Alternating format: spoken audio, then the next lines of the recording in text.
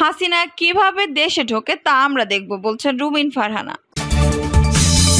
জানিয়ে দেব দ্রুত সংস্কার শেষে ভোটের পক্ষে বামপন্থী দলগুলো। জানাবো কাশ্মীর ইস্যুতে কঠোর হুঁশিয়ারি শাহবাজের, পাল্টা সতর্কতা ভারতের। এদিকে অন্তর্বর্তী সরকারের 2 বছর থাকা দরকার, বলছেন নূর। এবং সর্বশেষ জানাবো হত্যাকারীদের বিচার ছাড়া কিভাবে সংস্কার করবেন উপদেষ্টাদের রিজভী। দর্শক শুনছিলেন সংবাদ শিরোনাম, এখন বিস্তারিত। হাসিনা কিভাবে দেশে ঢোকে তা আমরা দেখব, বলছেন রুমিন ফারহানা।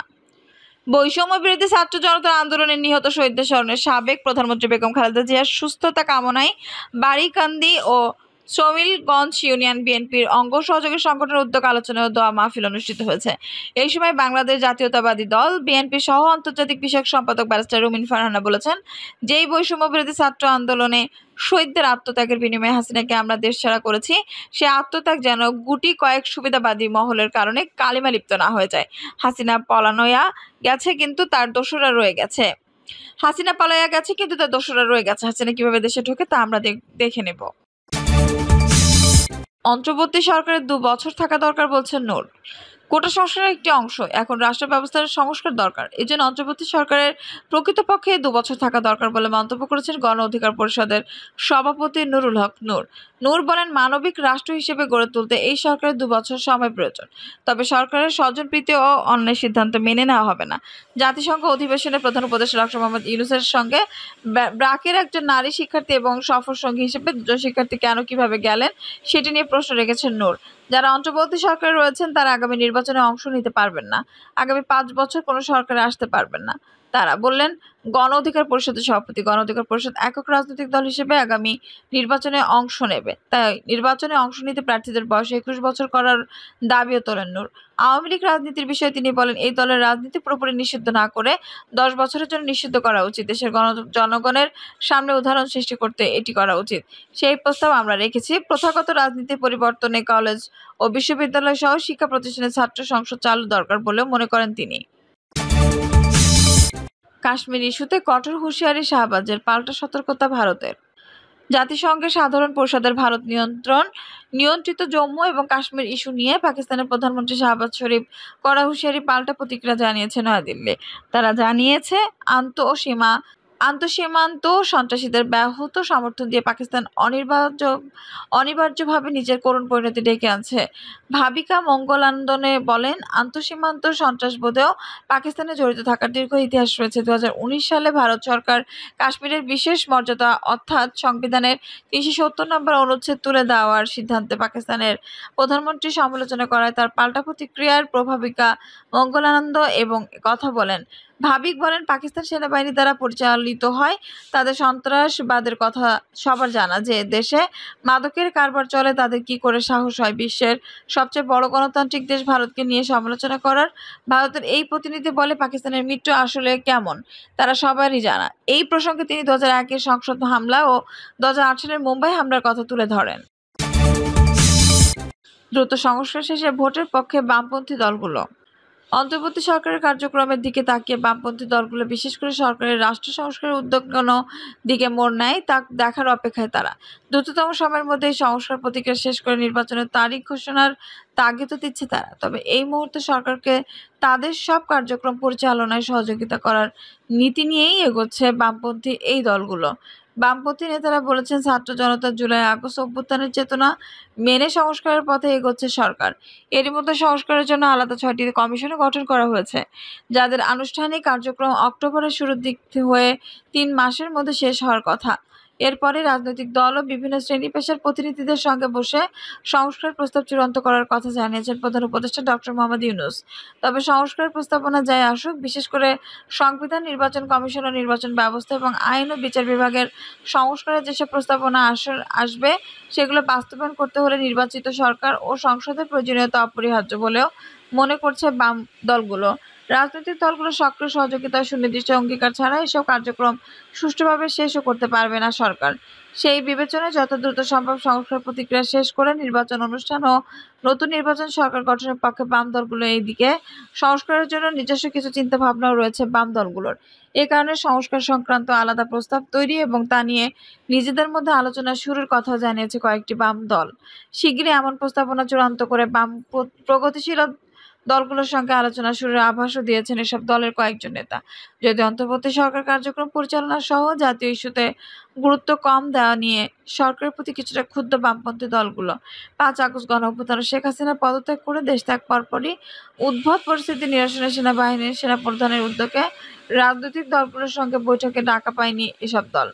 এসব অবশ্য 8 আগস্ট অন্তর্বর্তী সরকারের শপথ অনুষ্ঠানে সিংহভাগ বাম দলকে আমন্ত্রণ জানানো হয়, তবে আওয়ামী লীগ ও তার নেতৃত্বাধীন 14 দলীয় জোটের শরিক বাম দলগুলো কোনো অনুষ্ঠানেই আমন্ত্রণ পায়নি।